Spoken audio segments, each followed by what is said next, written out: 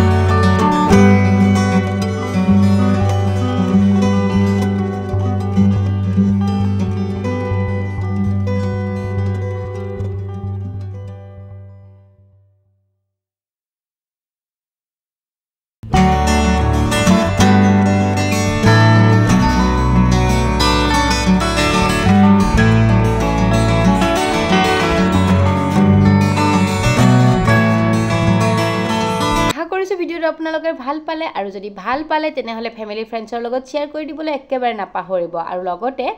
like এটা কৰি দিব আপোনালোকে লাইক কৰিলে মোৰ বহুত ভাল লাগে আকৌ নতুন ভিডিঅ' বনাবৰ কাৰণে মটিভেশ্যন পাই যাওঁ